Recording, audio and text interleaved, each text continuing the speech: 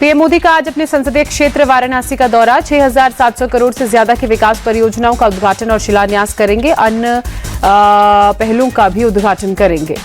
PM Modi आज दोपहर 2 बजे आरजे शंकरा आई हॉस्पिटल का उद्घाटन करेंगे। इस मौके पर जनसभा को भी संबोधित करेंगे। पीएम मोदी शाम 4:15 बजे लाल बहादुर शास्त्री एयरपोर्ट के रनवे विस्तार और नए टर्मिनल भवन के निर्माण की आधारशिला रखेंगे। 2,870 करोड़ की आएगी लागत। पीएम मोदी आगरा, दरभंगा और बागडोगरा एयरपोर्ट के लिए नए सिविल एनक्लेव की आधारशिला रखेंगे। निर्माण में 3,030 करोड़ से ज्यादा की आएगी लागत। प्रधानमंत्री वाराणसी स्पोर्ट्स कॉम्प्लेक्स के दूसरे और तीसरे चरण का उद्घाटन करेंगे। लालपुर के डॉक्टर भीमराव अंबेडकर स्टेडियम में 100 बेड वाले हॉस्टल और पवेलियन का भी उद्घाटन करेंगे। पीएम मोदी के वाराणसी दौरे के लिए की गई शानदार तैयारी। झंडे और बैनर के साथ शहर को रोशनी से सजाया गया। सड़क किनारे जगह जगह पीएम मोदी के स्वागत में लगाए गए होर्डिंग्स। रात में दिवाली जैसा दिखा नजारा। कांग्रेस केंद्रीय चुनाव कमेटी की आज शाम 6 बजे बैठक होगी। महाराष्ट्र में सीट शेयरिंग विवाद को सुलझाने के मुद्दे पर चर्चा होगी। महाराष्ट्र कांग्रेस अध्यक्ष नाना पटोले के साथ बाला साहेब थोराट और विजय वडेट्टीवार भी आज दिल्ली आएंगे। सीईसी की बैठक में शिरकत करेंगे। शिवसेना यूबीटी कल तक जारी कर सकती है उम्मीदवारों के नाम की पहली लिस्ट। सूत्रों के मुताबिक कम से कम 33 उम्मीदवारों के नाम फाइनल।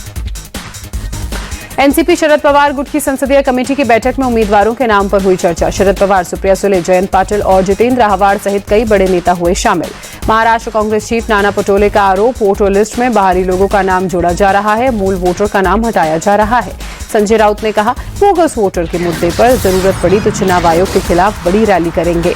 महाराष्ट्र कांग्रेस के पर्यवेक्षक टीएस सिंहदेव ने कहा, जीतने की क्षमता के आधार पर ही मुसलमानों को टिकट दिए जाएंगे। डेप्यूटी सीएम देवेंद्र फडणवीस ने कहा, बीजेपी की पहली लिस्ट कभी भी आ सकती है। ज्यादातर सीटों पर सहमति बनी है।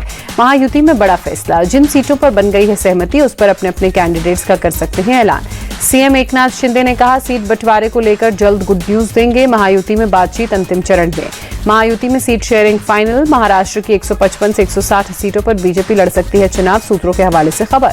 शिवसेना शिंदे गुट 75 से 80 सीटों पर लड़ सकती है चुनाव। 50 से 55 सीटों पर अजीत पवार की पार्टी लड़ सकती है चुनाव। मुंबई में बीजेपी 18, शिंदे 16 और अजीत पवार गुट 2 सीटों पर चुनाव लड़ सकते हैं। सूत्रों के हवाले से खबर। झारखंड के लिए बीजेपी ने 66 उम्मीदवारों की सूची जारी की। धनबाद से बाबूलाल मरांडी, जामताड़ा से सीता सोरेन और सरायकेला से चंपाई सोरेन को टिकट। 2 पूर्व सीएम अर्जुन मुंडा और मधु कोड़ा की पत्नी को बीजेपी ने चुनावी मैदान में उतारा। मीरा मुंडा को पोटका, गीता कोड़ा को जगन्नाथपुर से टिकट। 2019 लोकसभा चुनाव में शिबू सोरेन को हराने वाले सुनील सोरेन को बीजेपी ने दुमका से उतारा। कोडरमा से मीरा यादव, झरिया से रागिनी सिंह को टिकट। चंपाई सोरेन का दावा, झारखंड में बीजेपी की बनेगी सरकार, पार्टी जो भी जिम्मेदारी देंगी निभाऊंगा। बाबूलाल मरांडी ने कहा, इस बार झारखंड में परिवर्तन होगा। ठगने और लूट करने वालों को जनता फिर से सत्ता में नहीं बैठाएगी। बाबूलाल मरांडी ने निशाना साधते हुए कहा, भ्रष्टाचार इस कदर है कि सरकारी दफ्तर भी वसूली का जरिया बन गया था। झारखंड चुनाव के लिए बातचीत अंतिम चरण में। जल्द सीटों का बंटवारा हो जाएगा। चिराग पासवान का बयान। झारखंड में जेएमएम और कांग्रेस मिलकर 70 सीटों पर चुनाव लड़ेंगे। सीएम हेमंत सोरेन का बयान। बची हुई 11 सीटों पर लेफ्ट और राजद लड़ेगी चुनाव। कौन कौन कितनी सीटों पर लड़ेगा अभी तय नहीं, सीएम सोरेन ने दी जानकारी।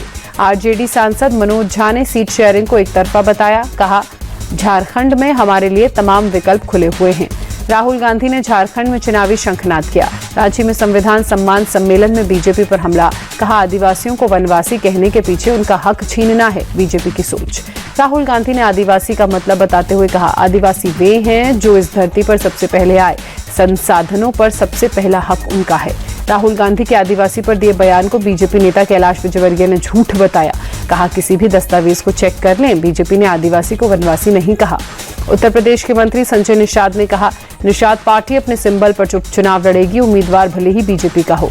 बीजेपी ने 8 राज्यों की 24 विधानसभा और 1 लोकसभा सीट पर उपचुनाव के लिए उम्मीदवारों के नाम की लिस्ट जारी की। वायनाड लोकसभा सीट से प्रियंका गांधी के खिलाफ नाव्या हरिदास को मैदान में उतारा। 23 अक्टूबर को प्रियंका गांधी वायनाड लोकसभा उपचुनाव के लिए नामांकन करेंगी। राहुल गांधी के साथ रोड शो भी करेंगी।